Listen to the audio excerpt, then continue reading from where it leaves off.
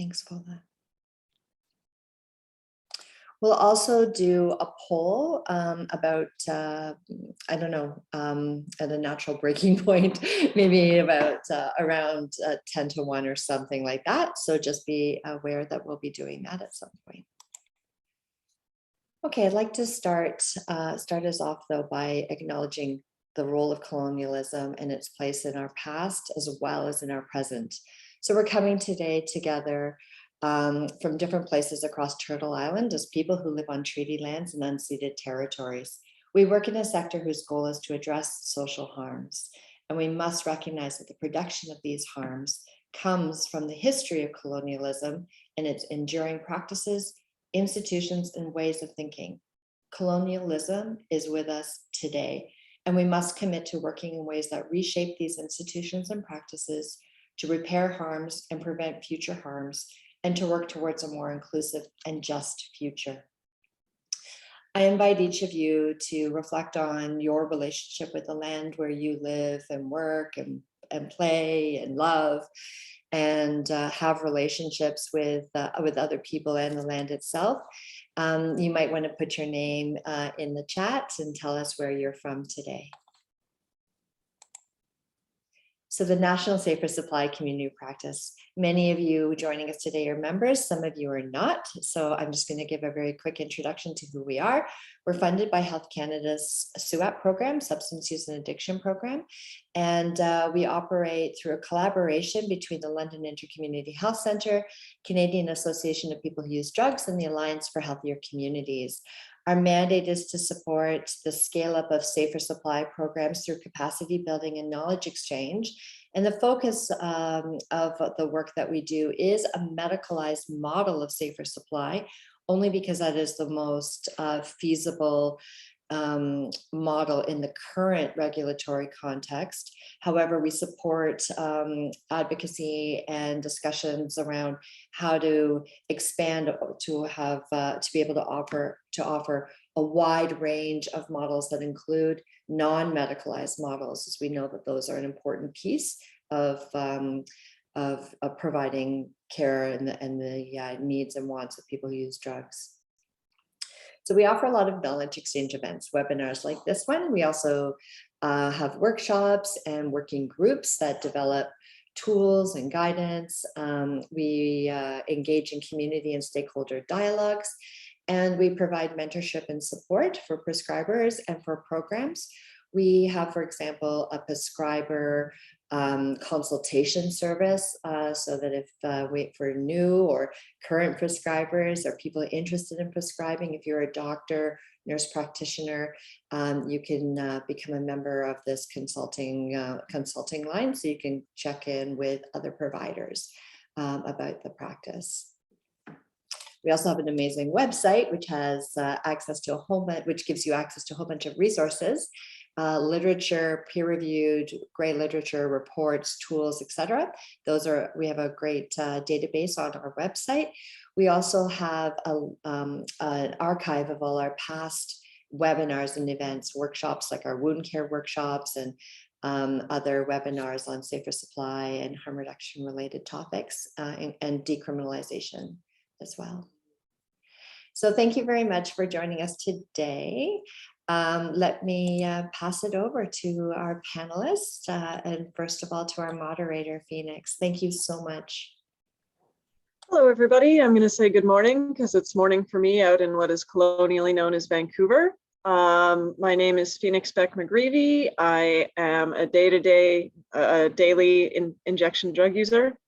I am also a member of the National Safer Supply Community of Practice and a peer research associate with the Canadian Institute of Substance Use Research. Hello, I see some of my team here. I have been using drugs for most of my adult life, and I am full-time engaged in a career in research. I'm going to read out a bit of a brief statement, and then I will ask our panelists to introduce themselves.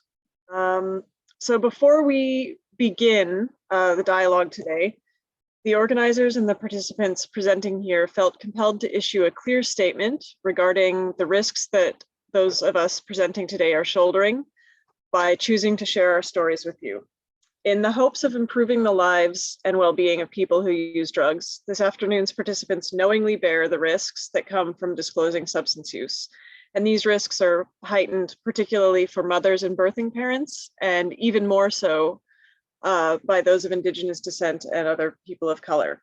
And the irony of this is not lost on us here today. For many of marginalized individuals, just the act of reclaiming and owning one's own personal narrative of struggle is a source of empowerment and healing. But for us, relating our experience of oppression increases the likelihood that we will experience further oppression. And our hope is that the stakeholders and allies that we've invited here today will hear our stories with the same consideration and care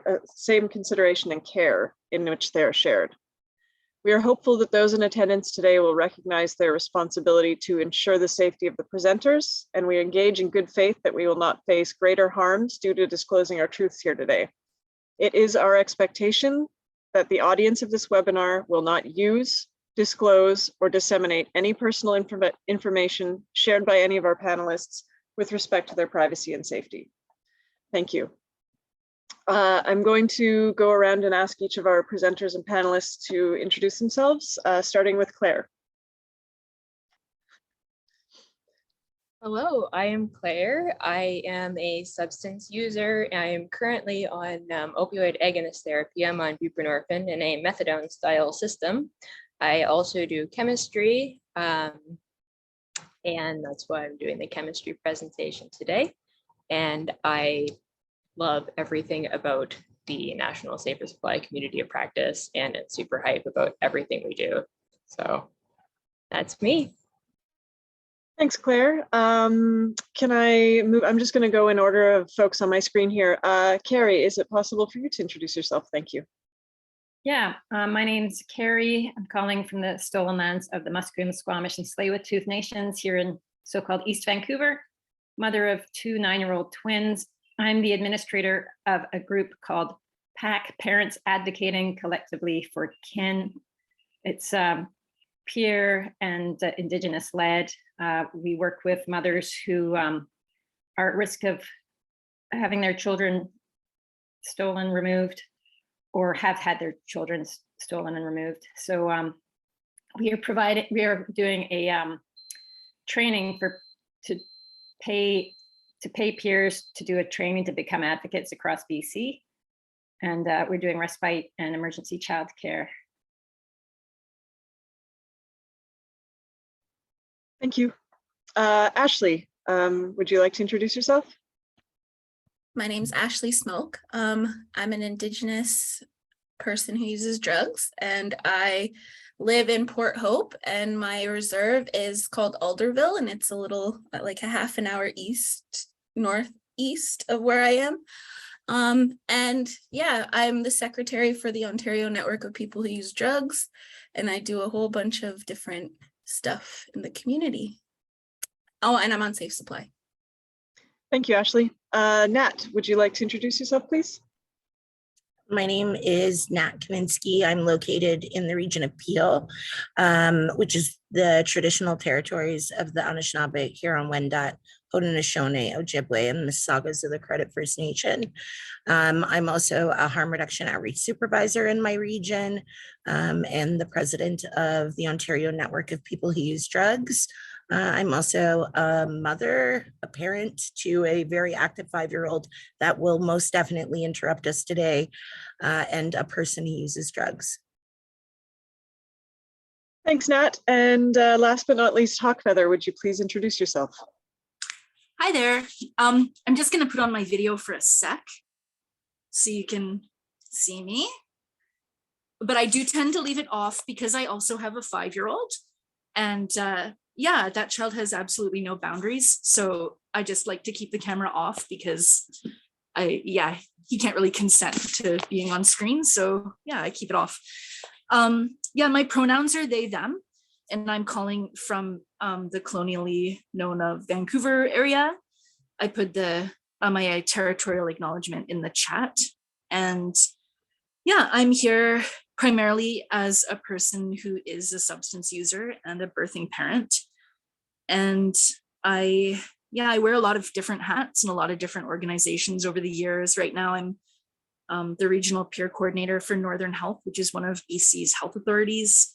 I also work with Carrie on PAC as a project coordinator. Every hat I have worn has been in the same premise of advocating for my community of substance users and trying to provide activism for my beloved community. So I'm grateful to be here to share my story and my perspective on the subject. So thank you. Thanks, everyone. Before we get into Claire's presentation, I'm just going to give you a brief outline of how the presentation, how the session is going to work.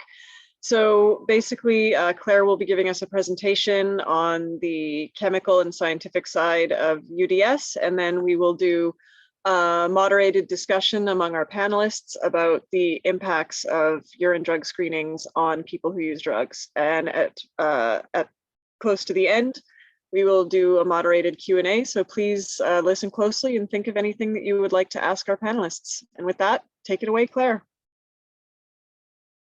Just give me half a second while I figure out how to share my screen.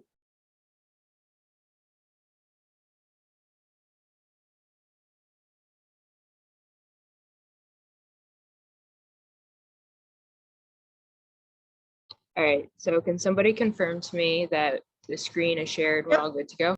We see it. Awesome. All right, so I'm here today. I am Claire, as introduced. I should have mentioned actually that I'm a chemistry graduate student at Brock University. I focus on organic chemistry, and this is a lot of biochemistry, but I did do a biochem undergrad, so hopefully that counts for something. And I have two goals that I'm hoping to accomplish with you guys today. First things first, we just want to get everybody on the same page regarding urine drug screens, like literally what they are. Just so that way the moderated discussion actually makes sense, like the who, what, when, where, why, and how of urine drug screens. Secondly, this is the more chemical part. We're going to focus on the two different types of urine drug screening methods and more specifically how they work, because when you understand how something works, that's how you're able to troubleshoot and just address any problems that may come up. Before we get into that though, I would like to point out, people tend to get scared of chemical structures. This is one of the things I've heard when I've shown people my presentation. So I just want to show you guys the chemical structures you'll be seeing during this presentation before I actually get into it. So if you look to the right, let's see, actually, am I able to get a, no, I'm not. But if you look to the right, you can see that there's three different opioids. There's a synthetic, semi-synthetic, and what's it called, natural opioid. And then there's the stimulants in blue, cocaine and methamphetamine, and the green is a representative of a benzodiazepine. So when you look at a chemical structure, this is how they're typically drawn to the right. But if we look at the middle, the methylphenidate, you can see that the structure, if you draw it representing all of the carbons, it looks like an absolute mess. So all you need to know is that each vertice or corner is a carbon with the appropriate number of protons attached to it. But honestly, you don't need to understand that or care about that to understand today's presentation. So if you want to, just think of these structures as pretty pictures. So moving on. First things first, absolute basics of a urine drug screen. What are they? They are, quite obviously, tests that detect the presence of certain drugs in your urine. They come in different formats, as we will discuss.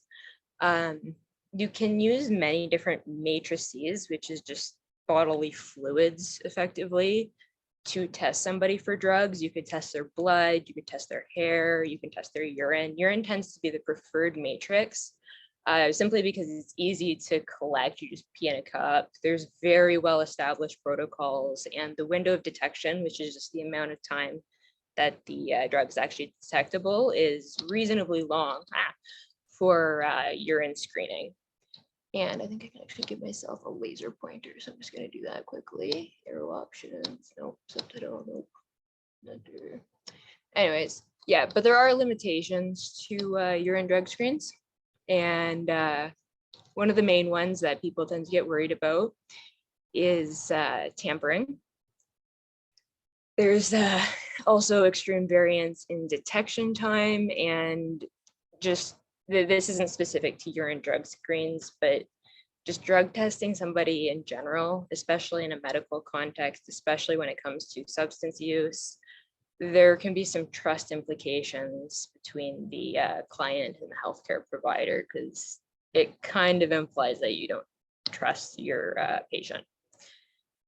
Urine drug screens are used in loads of contexts, but again, we're going to be focusing on substance use. So in that context, you could be tested for drugs, opioid agonist therapy, safer supply programs at your workplace potentially, and focusing on child surveillance. Admittedly, I do not know very much about that, and so I can't really speak to that, but that's what the panel is for. And so, next things next, why do we care about urine drug screens and how they work? For service providers, a key thing is just preventing misinterpretations of results. They are deceptively simple, especially the point of care tests that we will discuss. It's like a pregnancy test. You just read 1 or 2 lines. And so it's really easy to think that they're just super straightforward. There's no complexity, they're black and white, but there is a lot of gray area with urine drug screens, and it's important to recognize that. And overconfidence is unfortunately well documented among clinicians, and familiarity or frequent use of urine drug screening in one's practice is not necessarily correlated with increased knowledge or understanding of how urine drug screens work. And a particular area of concern is with opioid testing, because there are so many opioids and there's tons of crossover between metabolites. And so unfortunately, safer supply focuses on that. This is an issue. For substance users, I really hope there are substance users here today. Knowing about drug tests, how they work, even just the most basic fundamentals can help you advocate for yourself in the event of an error. If you test positive, but you didn't use something, it gives you more tools to advocate for yourself. And unfortunately, in the making of this presentation especially, I've encountered many situations, I've discussed with many people, loads of situations in which they were kind of forced to prove that they were not being deceitful, and they had to look at the literature and show, hey, you know, this is possible for this false positive or false negative result to occur. So, you know, it's good to know the basics. So, types of tests, we're just jumping straight into the chemistry. There are 2 common testing methods that are used for urine drug screenings. It basically depends on what you need to do. So I've equated it to the tortoise and the hare. The hare is a lateral flow immunoassay, which is a point of care testing device. Point of care referring to just it happens in the clinic or wherever you're getting tested. Those are the cliche pee in a cup tests. They have loads of benefits. They're super quick. They're honestly surprisingly specific and accurate for how cheap and quick they are. They're very easy to read. It's literally just 1 or 2 lines. However, they are non-specific, so they can identify a class of drugs, but not the specific drug. And they're presumptive. So you cannot and should not ever take a lateral flow immunoassay, a point of care urine cup test, as a definitive result. On the contrary, the tortoise is confirmatory lab testing. And what that is when you send your urine sample to the lab, usually Life Labs, at least to my knowledge. This testing method is considered confirmatory. It's extremely precise. Its detection cutoffs are incredible. It's the gold standard in drug detection. However, you have to be extensively trained as a chemist in order to run the machines. It's very expensive and there's a very slow turnaround. And so if you want quick, rapid results, you kind of can't really use a confirmatory lab test. They're most beneficial when used together. So lateral flow immunoassays, the point of care pee in a cup tests. How do they work? What are they? These are the drug testing strips. Now, note that there are 2 types of testing strips. There's a competitive and a sandwich assay. This is something that causes confusion. The competitive assays, they're used for small molecule, a small molecule referring basically just to drugs, anything that's kind of not a biomolecule. They have 1 line for a positive result and 2 lines for a negative result, compared to the sandwich type assay. They're used for large molecules, proteins, enzymes, that type of thing. You might be more familiar with those in COVID rapid tests or pregnancy tests. So one of the main drawbacks of lateral flow immunoassays is that there's extreme variability in their sensitivity, specificity, detection cutoffs. There are different brands, and even within one single brand, you can order many different tests with different detection cutoffs or that focus on certain drugs. There's a lot going on there. So it's good to learn about the tests before you start ordering them. They utilize antibodies to achieve their purpose. So we'll discuss that in the next slide. But for now, we can just say that they're calibrated. So the antibody is taught to detect one specific representative drug. This can be problematic. So you'll notice on the right-hand side, I have 4 examples, 2 positive, 2 negative of lateral flow immunoassay results. The benzodiazepine result is positive. That's a very clear positive. Here are 6 benzodiazepines. Which one caused the result? We have no way of knowing by looking specifically at the lateral flow immunoassay because it can only detect the class of drugs. And each of these 6 benzos on the bottom may or may not be detectable in general. And if they're detectable, it's at different concentrations. In the case of the benzo assays, they use oxazepam as their calibration. So they're very good at detecting that. Likewise, they're good at detecting kind of diazepam-like drugs. So diazepam, temazepam. They're very, very bad at detecting clonazepam and lorazepam to the point that they can flat out just not show a positive result even when somebody's prescribed it. Likewise, Xanax is kind of a little bit iffy, and Atizolam, that's the drug you may be familiar with that's contaminating the drug supply currently, that is just absolutely not detectable, at least with the rapid response benzodiazepine panels, up to a concentration of 50 millimolar, which I realize doesn't mean much, but it's significantly more than you would ever find in somebody's urine sample. So that drug, never going to detect it. In this case, the positive result was from diazepam. However, oxazepam and temazepam are metabolites of diazepam. So it's kind of caused by 3 drugs, I guess. Next, antibodies. So this is getting into how the tests actually work. They are lateral flow immunoassays, immuno referring to immunity, the immune system. Antibodies are proteins that your body makes in response to something it finds scary, an antigen. And so your body will create these antibodies specific to the scary thing, the scary antigen. And the antibodies are sent out to go find, detect, and bind to the antigen.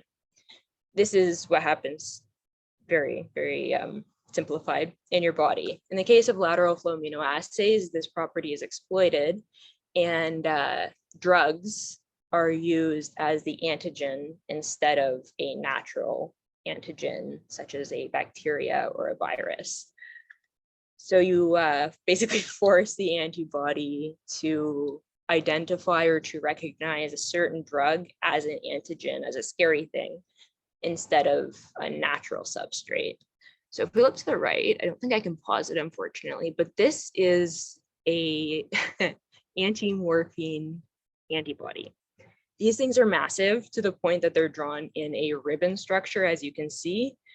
Unfortunately, I can't pause the video, but you'll see up at the top, it's spinning in circles. There's this tiny little orange couple hexagons. That's morphine. And so if you just compare the size of that little morphine body, or that little morphine structure, to the gigantic anti-morphine antibody, you can see that antibodies are absolutely huge. And they are typically primed to detect large molecules. Small molecules, a little bit iffy. Usually you have to conjugate a small molecule to something like bovine serum albumin, another protein, in order for your immune system to even be able to recognize a drug as an antigen. So given the complexity and the size of antibodies, when they're drawn, they are universally drawn in this Y shape. They don't have this little ball at the top normally. I've included it because this will be in every other slide. That's the chromophore. So it's just a label that makes the antibody visible to your eye. The Y shape is drawn because of the nature of antibodies. They have 2 heavy chains, 2 light chains. Don't worry about that. And they have binding sites for their specific antigen. Next slide. Okay, this is the anatomy of your lateral flow immunoassay to the right and antibodies to the left. So we'll start with the antibodies. For the sake of this presentation, I've just decided that the binding site of the antibody to the drug is down here. And the binding site for the control line, which I'll tell you about in a second, is up by the chromophore. The chromophore is usually gold or silver nanoparticles. Again, it just makes it visible. So let's look at the assay now. The anatomy of an assay, this is a real one. This is the way I've drawn them. They have a sample pad at the bottom. Its purpose is literally just to accept the sample, in this case, somebody's urine. And it then, through capillary action, the urine sample would move up to the conjugate pad. The conjugate pad may contain some sort of filter just to kind of, make sure you don't get any nasty things that you don't want in there in the assay. And most importantly, it contains your antibodies that are specifically primed to detect a certain drug. Then you have your test lines and your control lines. The test line is what puts the competitive lateral flow immunoassays. It contains you could say it contains a molecule that's structurally similar enough to the drug that if your anti-drug antibodies see it, they will bind to it. They'll go, oh, hey, that's the drug I'm trying to seek, and they will stick to it. These are immobilized on the test line. The control line, a control is just something that you use in science basically to determine whether or not something is working or to understand baseline factors, if that makes sense. So the control line has antibodies, that's a mouthful, that recognize your anti-drug antibodies and bind to a site that is completely irrelevant to whether or not the drug is present in your system or not. It will always bind if the test is working. So you should always have at least one line on a lateral flow immunoassay. So to the left, antibody drug binding, I have the blue, these are the test line. So this is a drug protein conjugate. That's what's immobilized on the test line. And this just shows it bound to the anti-drug antibody. And I'm using amphetamine as an example target analyte. It's small and easy to draw, so it fits. And it binds in the exact same way as the drug protein conjugate does. And so they compete with each other for access to the binding site of the antibody. On to mechanisms. So same picture as last time on the left. First, we will take a look at a positive lateral flow immunoassay result. So you introduce the urine sample and the antibodies that are primed to detect your drug, which are located on the conjugate pad, then get wetted, and they start to flow up the assay. Because the drug is present in the urine sample, the antibodies see the drug and they go, hey, I know that, I'm supposed to detect that, and they bind to it. And what this does is it takes up the binding site that is available on the antibody to bind to an antigen. So the antibodies they're happy. They've bound, they have no free binding sites. And so as they move up the strip, they reach the test line, but their binding sites are filled. And so they just see the test line, but they cannot bind to it, and they simply move past it. And so you do not end up with any color on the test line. However, the control line, because it's always binds, regardless of whether or not there is drug present, it recognizes a different site, and the antibodies will become mobilized on the test line, and you will always end up with a colored line on the test line. In comparison, a negative lateral flow immunoassay, unfortunately, these poor antibodies, when you introduce the sample, there is no drug for them to recognize. And so they just simply flow up your assay and they have nothing to bind to. Their binding sites are wide open. So then they hit the test line and they see this drug-like molecule that's immobilized on the test line, and they say, hey, that looks like the drug I want. They bind to it. Because the antibodies are attached to a chromophore, they're visible, so you end up with immobilized antibodies on the test line and therefore a visible line on the test line. Likewise, same deal as last time. The control line always shows up regardless of whether or not there's a drug. So you end up with 2 lines instead of 1 for a negative lateral flow immunoassay.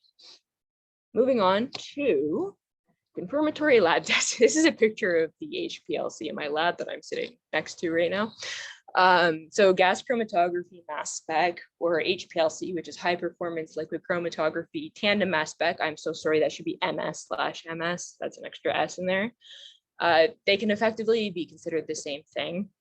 They are the gold standard for drug detection. They are absolutely incredible. They have beautiful detection cutoffs. They can detect specifically what drug you're looking for. So instead of saying benzodiazepines, they can say which benzodiazepine they detected. They're incredible. So GC mass spec, or I'll just say lab tests, can be quantitative, like they are quantitative, but typically or often the results are not reported in a quantitative manner. This is just based off of seeing my own results. You sometimes see them in a semi-quantitative manner. Quantitative means that you can, that it will tell you precisely the concentration of the specific analyte you were looking at. So it would say, oh, I detected aprazolam at 41 nanograms per milliliter in this urine sample. Semi-quantitative is still better than qualitative, but it can't give you precise numbers. However, it can tell you which drugs are present in higher concentrations or lower concentrations. In comparison to the lateral flow immunoassays, which are qualitative, they just say yes or no. Other benefits of the lab tests: incredibly specific, sensitive. They can help you identify and differentiate between illicit drug consumption. So if somebody tests positive for morphine on a lateral flow immunoassay, that could technically be caused by heroin. Morphine is a metabolite of heroin. But if you test it at the lab, you will find heroin and heroin metabolites, so like 6-monoacetylmorphine. And importantly, especially for safer supply, because it's quantitative, you can get ratios of drugs to metabolites, which again is absolutely essential for determining if somebody is taking their medication as prescribed or if they're supplementing with other substances, that sort of thing. The biggest drawbacks of the lab tests, honestly, is just that they are very time consuming and extremely expensive. The mass spec, wonderful machine, very expensive. And there are very slow turnaround times. You have to send the sample to the lab. The lab has to go through sample preparation, then they have to run the test, and then you have to get the results. So it just takes a long time. A key thing to note is that although GC mass spec can technically identify anything, when you send a urine sample to the lab, they have kind of like a menu of drugs that they can identify. And so they'll only identify known compounds. And this is a serious problem with the increasingly toxic drug supply. There are many compounds that, although GC mass spec might see, it won't report because they just haven't been characterized. They're not known compounds yet. For example, Atezolam, as I mentioned earlier, that I don't think was added to the Life Labs menu until like 2018. So how does this work? This is extremely simplified. I apologize profusely if anybody here is an analytical chemist. So this, just FYI, this background is a mass spec spectrum that you would get if you ran one. So GC or HPLC is the chromatography portion of the lab test. Chromatography essentially just means separation. So regardless of whether it's in the gas phase, gas chromatography, or the liquid phase, liquid chromatography, what it does is it takes your complex mixture, urine, and it separates it into each of its distinct components. You might have creatinine and then your drugs of interest, some urea, it separates them. And then they enter the mass spec, which is the detection portion. GC uses mass spec typically. HPLC uses tandem mass spec. Honestly, don't worry about it. You can consider them the same thing.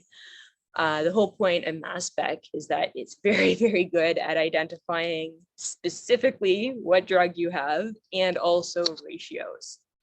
It works in a very simplified manner. It works by fragmenting your molecule. When it enters the mass spec, it bombards it with electrons, which causes it to break into pieces. And each of these pieces then fly off and they hit the sensor. And the sensor then detects the molar mass of the fragment that hit it and how many of each fragment has hit the sensor.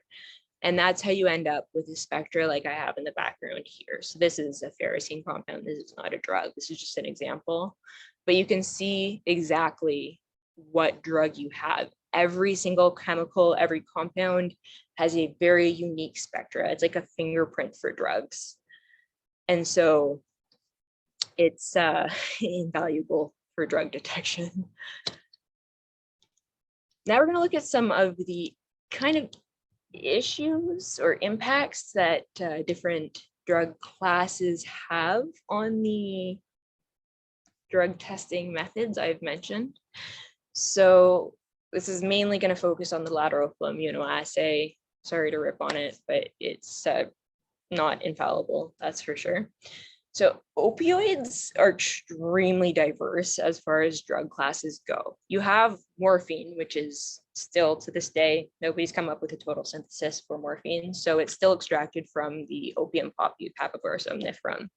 That is considered a natural opioid. Then you have semi-synthetic opioids. These are depicted in blue. So they are derivatives of morphine. You take morphine and then you do some chemistry to it and you turn it into a similar, but not quite the same compound. So oxycodone is a good example of this. You see it has an extra alcohol group here, and these are positions 3 and 6, just FYI. You have an ether and a ketone instead of an alcohol. Buprenorphine is a whole other beast. It's real chunky. It's got tons of bicyclic rings, but it's still derived from morphine, so it's still a semi-synthetic opioid. On the other hand, you have completely synthetic opioids. These are red. Fentanyl, the prime example of that, it looks nothing like the bottom 3 drugs. And same deal with methadone. There are others, but these are just 2 good examples. They have the same effects, but structurally, they are not even remotely similar to the natural and semi-synthetic opioids. So what this means is that the antibodies in a lateral flow immunoassay, which may be primed to detect for opioids, they're usually calibrated with morphine. They can identify, to some extent, drugs that are derivatives of morphine with varying sensitivity, but something like fentanyl, it can't identify because it relies on identifying specific structural features. Likewise, with opioids, there's extreme metabolic crossover, and also manufacturing impurities are a very large issue with opioids, particularly in safer supply contexts, because you may be prescribed a higher dose than normal. And so impurities may start to show up in a drug test, and it may start to look like you're taking a drug that you're not taking. It's just because there was a manufacturing impurity. So this is just a simplified example of some metabolic crossover, some opioids. There's a codeine lateral flow immunoassay test. There's one for morphine. I believe there's one for heroin. There's hydromorphine. Like all of these have their own tests. And I'm sure you can see how testing for, I don't know, codeine, you may end up with a positive from morphine, or you may end up with a morphine positive because somebody's taking codeine. And if you don't know this, then you're going to think somebody's taking the wrong drugs or not taking the drugs that are prescribed. Likewise, lateral flow immunoassays, this is extremely important. The general opioid test is calibrated to morphine, and it effectively cannot detect oxycodone. And so this is unfortunately a very, very common problem. People don't look into it sufficiently, and they order a general opioid test to test a client for oxycodone, and it comes up negative. Why? Because the test just can't detect oxycodone has to be present in higher concentrations than is physically possible. And then they come to the conclusion that this person is not taking their oxycodone, but that's not true. That's why it's so important to look at the package inserts and to understand basics of metabolism and kind of structures of opioids. Amphetamines have a whole other issue. Any drug or any drug tests in a lateral flow immunoassay can cross-react. What cross-reactivity means is when you get a positive result, but it's not because of the drug that you're actually seeking. So some other drug, usually they're structurally similar, has been identified by the antibody as the drug of interest, and it binds to it and it thinks that it's done the correct thing. And all of these drugs here are 100% capable, there's many more, of causing false positive results with a amphetamine lateral flow immunoassay. And typically you'll see this with structurally similar molecules. You can see amphetamine, methamphetamine, even MDMA, they're all kind of similar. They have that phenethylamine structure. But then even metformin can cause false positive results. And this is partially due to the antibodies within the lateral flow immunoassay itself. It relies on identifying unique structural features, but amphetamines are super, super small. Like if you compare it to the structures of any of these opioids here, these are really large in comparison to this tiny little amphetamine molecule here. And so the antibodies don't really have many features to go on. So when you train them to seek out amphetamine, it's almost like telling somebody to find someone in a crowd, but only telling them that they have brown hair.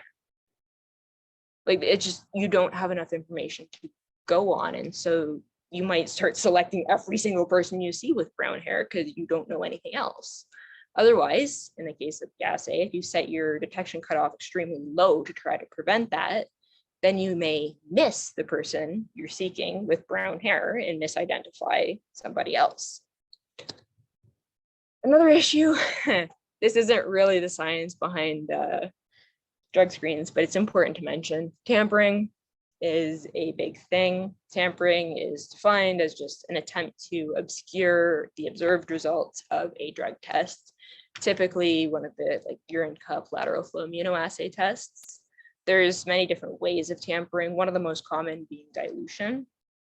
So that's just when you add water to your test. There are, therefore, because people are worried about this, many different ways to try to identify tampering. And not really prevent it, it's more of an identification thing. Chemically speaking, if you look to the right, this is kind of like cheat sheet for lateral flow immunoassay tampering tests. You can test for certain molecules that are just inherently present in urine. A great example of this is creatinine. It's just naturally excreted in your body. If the creatinine concentration is super low, then you know that potentially the person has tried to dilute their urine sample in an attempt to make whatever drug they've taken undetectable. That being said, it's not infallible. I drink a ton of water and I'm very active, and so my creatinine is always super low. So lab tests also can often do tests for creatinine in the urine. This is my result. I always test as though I've tampered with my result. I haven't, I just drink a lot of water. So these tampering detection methods are not infallible in any way, shape, or form. They can also test for nitrates, pH, temperature is a big thing. One of the key things for substance users when it comes to tampering prevention is it's a little bit dehumanizing. This can be discussed potentially later, but suffice to say for now, you're either going to be recorded when you are peeing in a cup and, you know, the receptionist or whoever just kind of watches you pee, or somebody standing next to you watching you pee, and it's not fun. It's not something you enjoy. People don't ask if you've experienced, you know, sexual trauma in the past. You just are expected to have somebody watch you pee and to be okay with it. Likewise, they don't permit you to have bags, coats, etc. Two other, in my opinion, a little bit over the top methods: coloring toilet water. again, to prevent dilution. If it's blue, let's say, then you know that somebody's put the toilet water in their urine sample to try to dilute it because people don't have blue pee. And only allowing cold water in the sinks. That way you cannot wash your hands properly. But the temperature of the drug test will be extremely low if you tried to dilute with the cold sink water. Moving on, last couple slides. So influencing factors. There are loads of other factors that I'm unable to get into. I have 20 minutes. I don't even know, I may have gone over at this point. But drug tests are far more complex than they get credit for. They're brilliant, but they also really, really need to be understood thoroughly. So some of the other factors that I just haven't gotten into is single use versus chronic use of a drug. If you look at the literature, frequently the kinetics of a drug are from single use, and it does change if somebody uses it chronically. Likewise, metabolic variations between individuals. This is a thing, especially you could think opioids.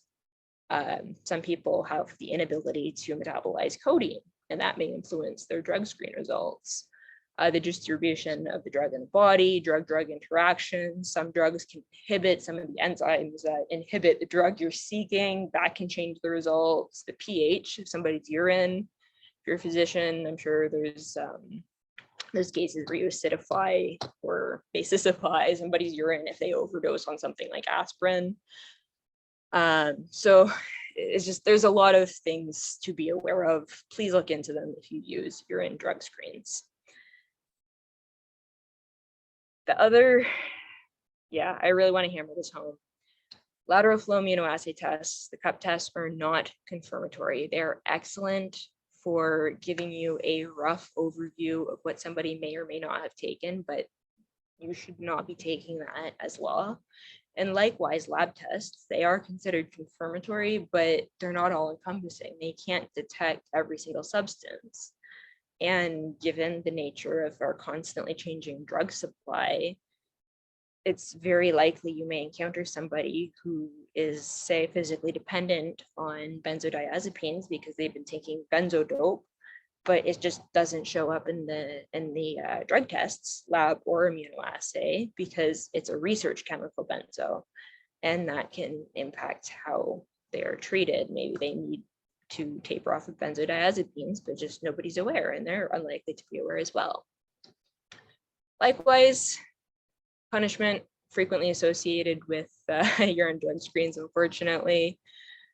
Maybe I'm being a little bit petty by putting this here, but there's not necessarily sufficient proof that urine drug screening, especially with punishment, will actually deter somebody from using substances, but I'm not going to go any further into that.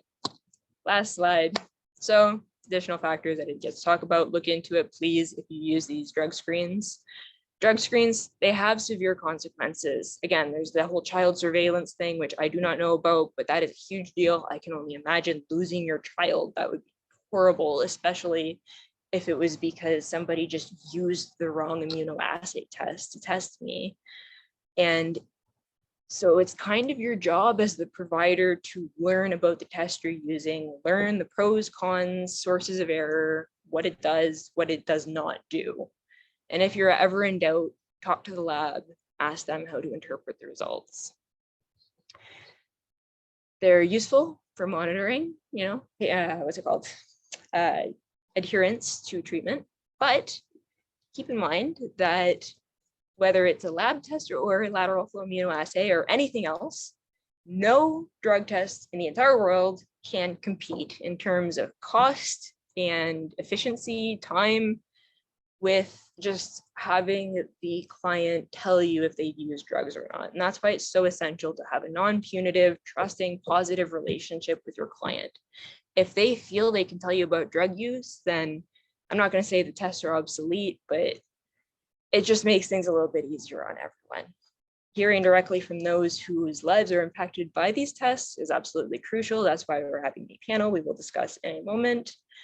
as the impact of urine drug screens on substance users is actually not well studied. I spent several hours last night trying to find literature on it, and there's very, very minimal literature. So with that, that's the end of my presentation. I hope it made sense. I hope you guys have a bit of background on how these tests work. And yeah, Phoenix, back to you. Thank you all so much. And thank you, Claire, for that amazing presentation. I just really want to reiterate one of the points that Claire was making, and that's that if, as a healthcare provider, you create an environment in which your patients feel safe enough to self-disclose and to share with you the substances that they're using, it seems a little bit unnecessary to use a urine drug screen. I mean, obviously, I'm sure that there's licensing and regulation issues, and you're being asked to provide proof of things, you know, from people in positions of power over you, even as healthcare workers. But, you know, if your patient is telling you, I use this, this, this, and this, if they're being honest, you know, if they're telling you that they're using drugs, they're being honest with you. So, you know, why need confirmation? We're going to go into a moderated discussion in just a moment. I think there's going to be a Q&A posted in a moment. Just checking if we're going to be taking any sort of break or anything like that. I don't think so. I think we'll just give everybody a minute, and you folks can fill in your Q&As, and then we will go into the moderated discussion.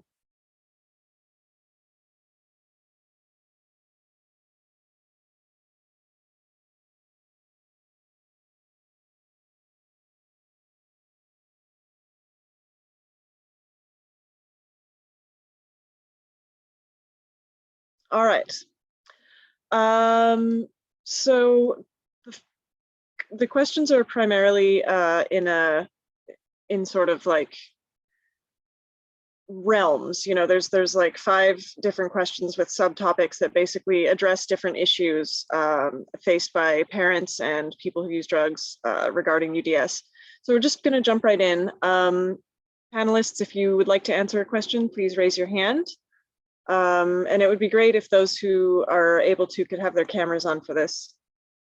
So how do you feel that UDS impact and harm people who use drugs, particularly with reference to parents and guardians who use drugs? That's for the panel to answer. So any of us. Well, I first, you know, when I did my introduction, I had spoke to being a parent. And I think, you know, for a very long time, I was fearful of even trying to go on to a methadone program because I didn't want urine drug screenings to be used against me. Understanding what the purpose of them was in the program for, you know, the physicians, I also recognize that surveillance documentation can be requested by outside sources, you know, whether it be through court or other involvement. And so I felt extremely unsafe in that situation because of surveillance, but also because I felt like my rights were being violated. I've been a part of programs where there's one camera, and then I've been a part of programs where I've had to take off my jacket, my hoodie, my like layers, and walk into a bathroom partially nude almost, and then had cameras from all angles you know, following me. And for somebody who, you know, menstruates, that was extremely uncomfortable, felt like a violation, not knowing who was watching. There was more than just program folks that would walk through the office, and those cameras and those screens were visible. You know, even now we, in some of the programming that we deliver, we're harm reduction workers. We have a room, we get distribute supplies, and I can see the screens sometimes walking, you know, just room to room. And so I think beyond the surveillance piece of with parenting, it was just the discomfort of my human rights and not having the ability to like determine who can and will see my body in uncomfortable situations. Thank you. Carrie. So last summer, I got a phone call from a peer in our group saying this mother and her 2-year-old, unless they have 24/7 surveillance, they're going to remove the child. This was based on a single urine drug screen. The mother said that the social worker spent maybe 3 minutes with her. Even if it was 5, it's not enough time to establish that there's something really wrong. So she moved in with me for a couple of weeks, and wasn't apparent to me that there was any substance use. And I've been doing outreach for 11 years. So I've worked with pregnant mothers who use substances, mothers and birthing parents. And this was a mother who was a really great mother. She mothered really well. They were very attached to each other. The ministry would not speak with me. And that 2 weeks turned into 6 months, and they continued doing these urine drug screens. And they wouldn't share the results. The results would take weeks and weeks. The social workers admittedly did not know how to interpret the results, yet in the end, they made the mother, they tried to take the child from us, and I ended up, the child was with me for 2.5 months. It's a longer story. She was having tooth pain and had a tooth removed. She was using Oragel. We wondered if maybe that had an effect on the results. Yeah. There was one result where they said there was cocaine in it, and she was adamant, I don't use cocaine. And just really punitive. And in the end,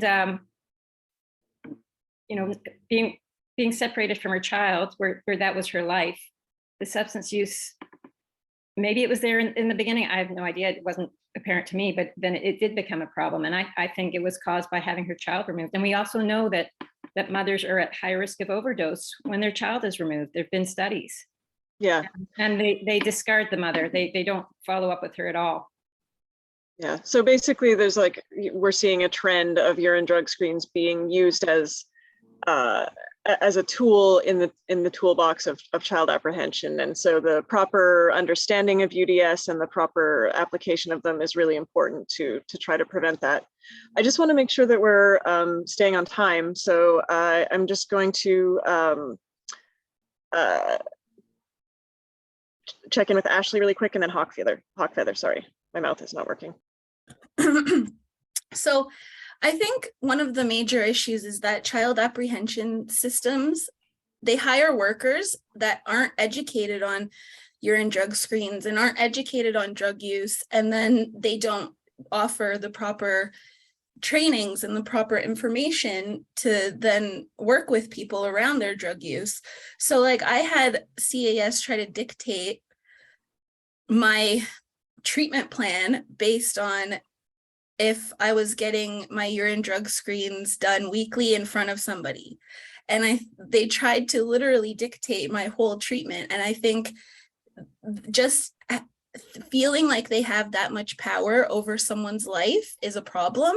And I think having urine drug screens as a tool for them to use is very problematic for people who use drugs, because like I had to advocate for myself, and I'm still on safe supply. I didn't let it affect me, but I still have to send my urine screens every month to the workers, and they have to judge if like they're okay with it. And sometimes they're false negatives, and it's proven by research. And like, I don't know what they think about it. They don't tell me. And like, it's a problem.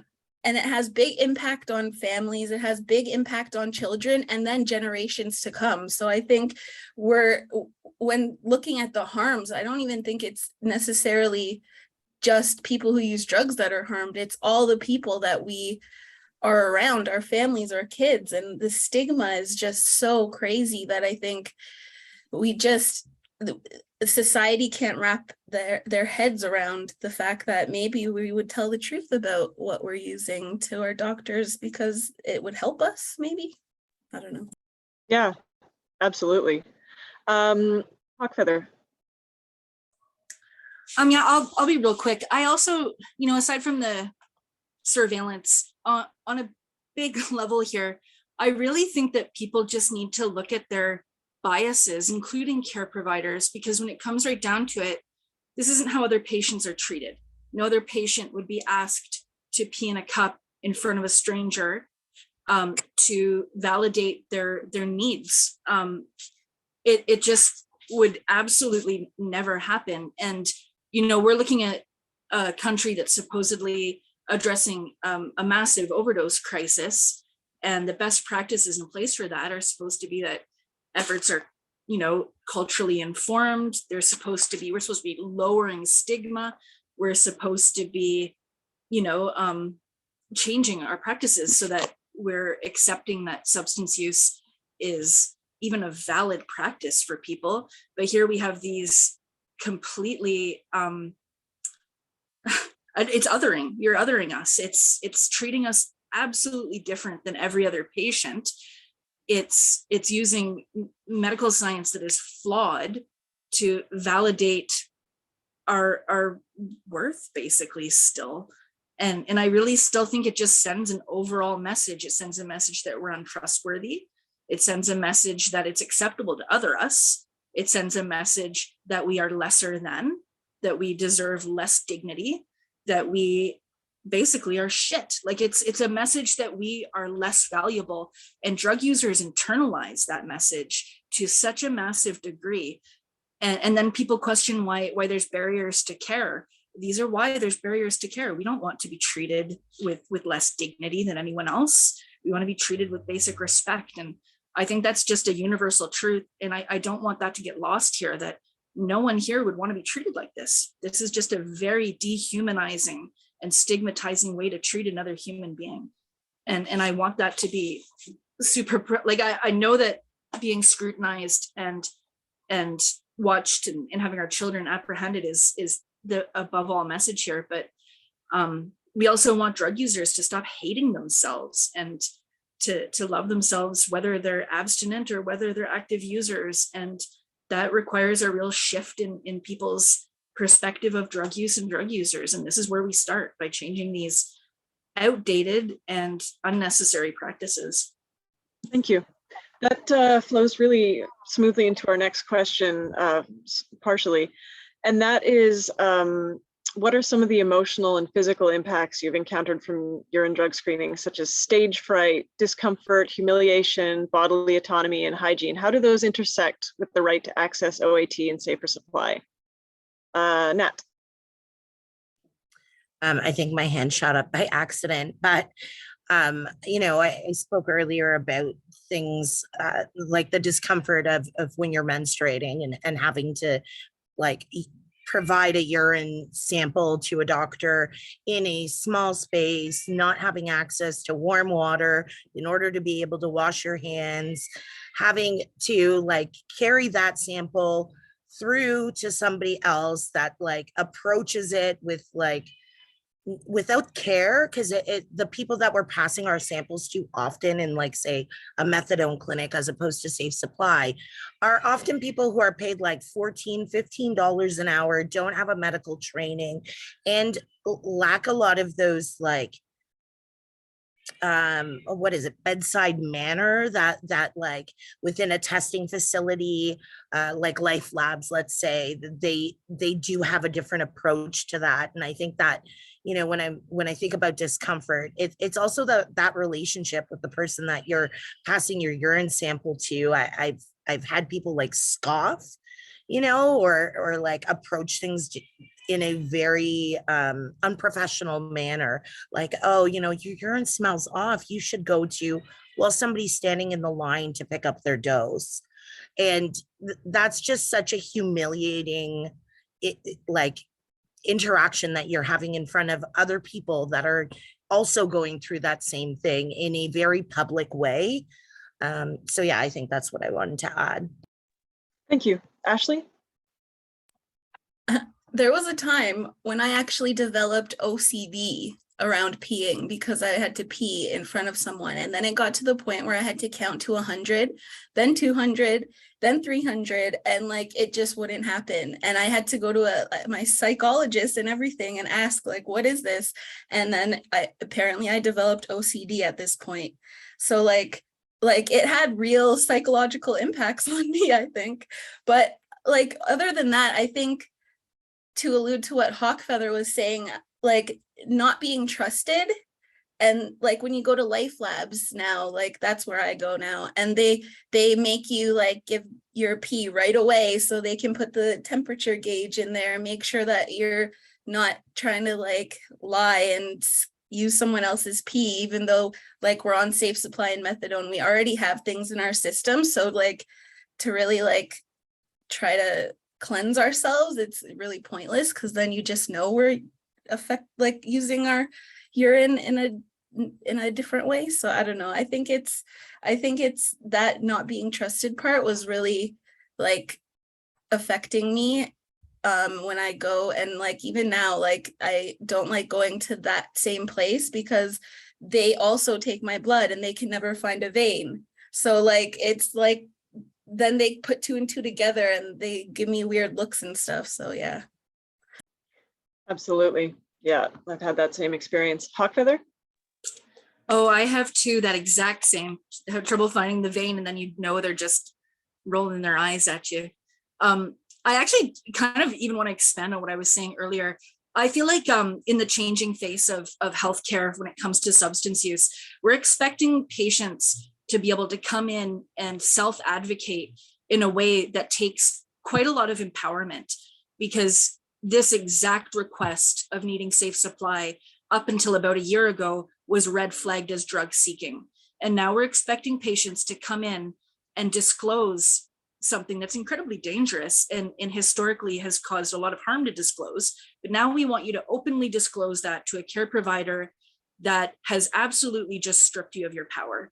And now you're expected to come in there with the, you know, the bravery and the confidence and the comfort to express your needs openly. But there's no trust. Trust has not been established with your care provider because they just made a very clear statement to you that you are not trustworthy, that you are not going to be believed, that you do not have an open exchange going on. And then you're expected to have this trusting relationship. You're putting your life in their hands. And I don't know. I came from a small town. I live in the city now, but I came from a small town, and I didn't go to like a methadone clinic. I went to a private practice, and I'd come in with my beautiful child sitting there in my lap, and all the grannies are looking at my beautiful baby. And then they call you up, their tone of voice changes. They give you the giant pee cup. You're not really supposed to take your baby in with you, so you have to figure that out. And you just know that the people in this small town can see exactly what you're doing. You have no privacy. It's, yeah, your humility is absolutely impacted. For people that have a history of being sexually violated or having any sexual violence in their past, it is absolutely triggering and traumatic to have strangers scrutinizing this intimate aspect of your life. And I know people that, just like our other speakers, have ended up with long-term psychological detriment because of the way they've been treated.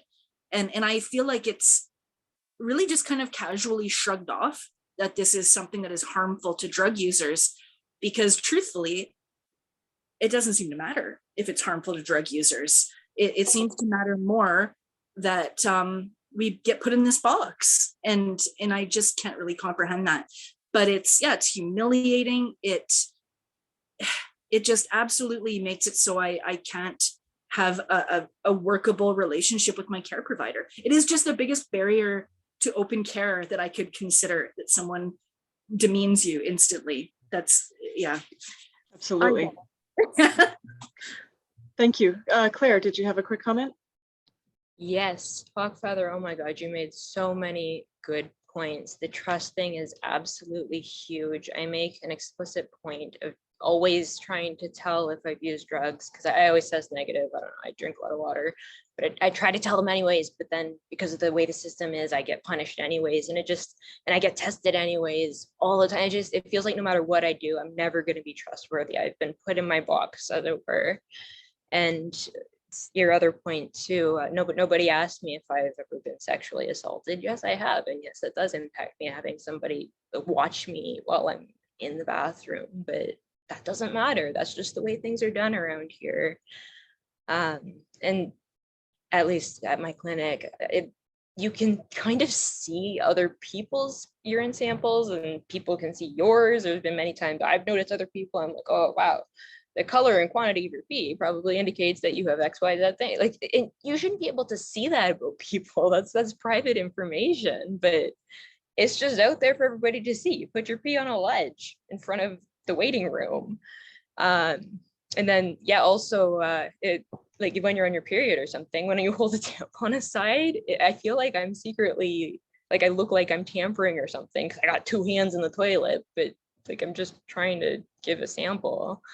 It's just, yeah, it all comes back to the trust and the dehumanization of people who use drugs. Why is this necessary if we have a trusting relationship? Yeah, absolutely. So the next question is about the ethics. What are, some of the ethics behind UDS and OAT and safer supply? Like, how do your urine drug screen results impact your eligibility for these programs? How does it impact your relationship of trust and confidence with your prescriber? Is there a way for urine drug screens to be used in a non-punitive way, to be used judiciously?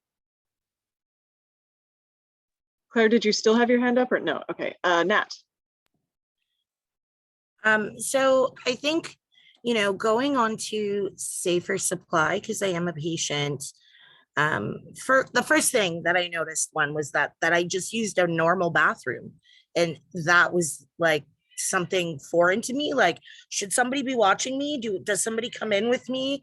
And that was just completely foreign. I think I do carry a lot of trauma from my past experiences. And then going into safer supply, the first time something came up in my urine screen, I was like, there's no way. No, like I constantly test positive for oxy. And I'm like, that was never my drug of choice. I do not like oxy. And despite the fact that I have like a great relationship with my provider, it made me feel so uncomfortable, like I was not being trusted, irregardless of them being like, it's not a big deal, don't worry about it. And we were able to like send it off to the lab. And I think that helped me understand like, how did these things happen and have those conversations. And so for me, it helped me figure out, what can I do, or where is there cross contamination, or is there, and be more educated about kind of the substances that I'm using and how they can appear in my screening. But it is really frustrating. Like, I'm somebody with a slow metabolism. And so if I use something for months, it'll still come up positive. And until I got a doctor that I was able to have those conversations with, I didn't even have any education about what was going on inside my own body. I was just basically told I was lying, and I would leave feeling lost and confused, like I didn't trust myself at certain points because I didn't know what was happening. And so I think, being able to work with patients to help them understand how these things can happen. But then I do find a lot of providers just don't know why these things are happening. So I think that it requires a lot of education on the part of, if you're doing these screenings, make sure you have the information that your patient or client may want to know, and that you're able to problem shoot these things with folks. Claire and Hawkfeather spoke about like having that open relationship. It's so hard to be able to tell your provider exactly what's going on when you fear that something punitive will come of it, or that your care will change direction as a result of being open. But how can a physician provide you care that actually is going to work if they don't have a full picture? Because you can have those open and honest conversations. So I think, my suggestion would be, if you don't understand these tests, you need to learn about them. You need to understand like the genetics and metabolisms. Claire has been a great resource for all of us in this process, where we've been like, why does this happen? Why does that happen? Oh my God, the poppy seed thing is real, right? And so I think it is educating yourself so that if you are using these tests, they're not punitive, but rather informative, and your patients, your clients are able to get answers and not fear results. Thank you. I just, in terms of, sorry, folks that had their hands up, I'm just gonna jump in here for a second. As far as like metabolisms and things like that and different substances, I was actually completely abstinent for almost a month, but I felt so disheartened because even after so long, I was still showing fentanyl in my urine. And it was just, it made me feel like I knew that I wasn't using, but nobody else trusted that I wasn't because I didn't have the proof. I didn't have the clean pee. And so that just like is really disheartening. And this metabolism pieces and the way that these newer drugs and these newer fentanyl types and different like formulas of fentanyl and different molecules of fentanyl are just interacting in different ways that, the internet says 5 days and you'll be showing clean pee, but that's just not the case. I'm just going to let you folks know we're going to switch to audience Q&A after these next two folks have had their say. Ashley. So I think one point I wanted to make was like working, like for me, it was important that my physician who was giving these tests and like, I think it was important for them to work with my CAS worker to make sure that they understood why they don't look at me when I'm peeing and understand that safe supply ethics are more around finding information around drug use and not about surveilling drug use. So I think having my physician work with my worker to make those things clear about how they're different from OAT and how and even how they work, and like even when we have a false positive, so like I had codeine come up in my system, but there's like a reason for it. So my provider sent the drug screen with the research to my worker, and that was really helpful in at least advocating on my behalf and making, and to Phoenix's point, I've also had to go a long time with not using, but it's in my system. And then that then impacts my ability to see my child unsupervised and my ability to move forward in my case. So I think it's so detrimental if you don't take like very good, careful caution when dealing with urine drug screens in people's lives. Thank you, Ashley. Hawkfeather?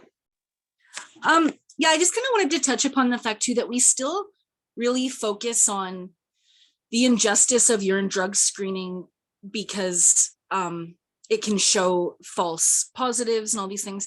But I also just want to flag that the ethics here are super questionable because we're still just demonizing drug use.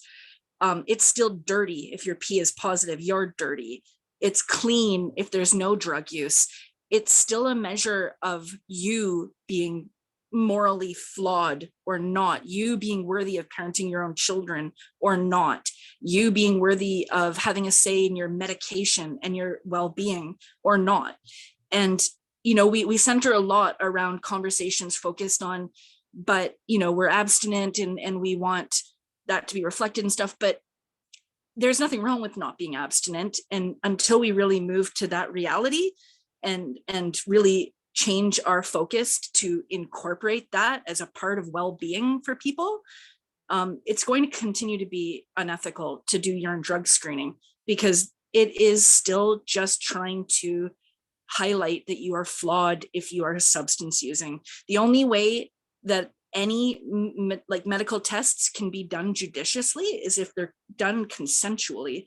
And that means that the only reason I can see a urine drug screening being judicial is if I asked for one so I can see what is in the toxic drug supply that I have taken into my body. If my physician wanted to also see, because the drug supply is so toxic and we had a dialogue about it and I consented, sure. Aside from that, this isn't consensual. This is duress. It's not something even like we have no choice, right? It's not a consensual medical test, so it's completely unethical. And it still really frames drug use as being morally flawed and being lesser. And I think that until we move past that, it's just not going to be ethical at all. Thank you, Hawkfeather. We're just going to go to Claire for a quick point, and then I'm going to move to the audience Q&As. So yeah, Hogfather, you just reminded me the kind of like rationale for the whole like losing carries and stuff from the methadone style system I'm in is that it will like make your life better and enhance your life and make you better at society and all that stuff. But it makes me late to work. I miss a day every single week because I have to go to the clinic and then the pharmacy. I have to pay more money for dispensing fees. So it hinders my life. And it has no effect other than that. And so it makes me not want to be honest, which makes me feel like a terrible person. And that's kind of goes back to the issue of tampering. Tampering is only an issue because you're afraid of the repercussions of testing positive. Sorry, just trying to be super quick. And then, yeah, somebody said something about not knowing like what the tests mean and all that. And that it's so important to educate and just mention to your client, hey, we're going to test you. Here's, how it works. Here's how to read it. Maybe here's why I'm testing you roughly, but nobody explains that to you. And so I tapered too fast off of buprenorphine 2 separate times and knowing I'd relapse probably, not trying to blame my provider, but I was just so sick of being tested and being micromanaged, and I did relapse and I ended up back at the clinic again. And it perpetuates that cycle. Anyways, yeah, I could rant for this. Absolutely. Days, let's move on. Thank you. Yeah, and I mean, that's one of the things is, like, one of the questions that we had in the Q&A that really follows well from that is that they use urine drug screens to let people know about the contaminants that they find in their urine, and that they found that their patients and clients really appreciate that. And so how do the panelists feel about that as a way of, a way of entering into that care dialogue? And I just wanted to make a point that I really need to hammer home, and that is when your patients lie to you, it is a measure of protection. They are trying to protect something in their lives. It is not because they don't trust you. It is because they don't trust you, but it's about safety. So please don't take it personally. But yeah, so how does the panel feel about using UDS as a method of finding contaminants and letting the patient know and using them that way? Nat? I think Hawkfeather hit on that, which is having those conversations and getting consent and having it be a dialogue.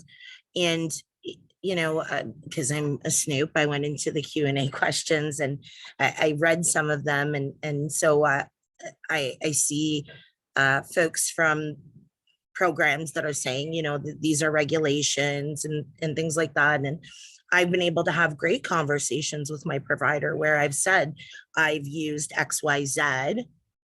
I don't want to be tested. And let's have a conversation about it. I got no problem telling you that, but I don't want it on my record. And right now, is it okay if I pee next week? Is that an issue? Right. And I think it is about making sure that the test is not going to harm someone. Right. And if you need to test somebody, then have that conversation, get the consent, see if they're able, willing, or if they don't want to do it right now. I mean, the piece that was the hardest about methadone, honestly, was we spoke about stage fright, and I'm like, fuck, I didn't talk about it, was not being able to pee, right? Just not being able to pee. And I'd be like, oh my God, I got to go to work, but I can't provide 30 mils. And I'm chugging Gatorades and walking around, got the taps going. And I'm like, fuck, I only dropped a bit, right? Can I have a hat? Somebody help me. I've been here 8 hours, right? And so sometimes I just couldn't do it. And it sucked because at methadone, I was hostage until I provided a sample. I could not get my script. And that was just bottom line, no conversation, wasn't happening. And I think, the piece around harm, Is it a greater harm to somebody? A methadone, they didn't care if I was there 8 hours and I was going to lose my job, miss my appointment, not be able to pick up my kid, and that I was going to be unwell on a long weekend because I just couldn't pee. The rule was I had to provide them with X amount of mils of urine.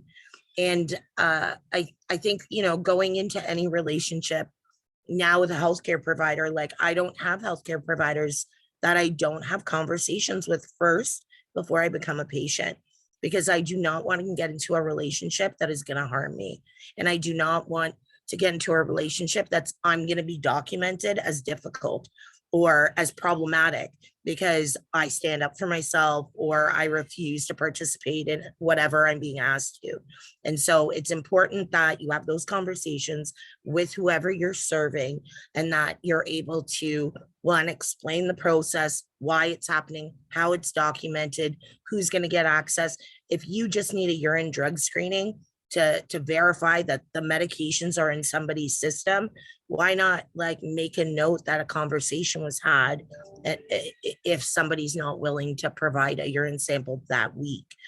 I think understanding the standards and what's necessary legally, whatever policy processes wise, I've never been explained any of that.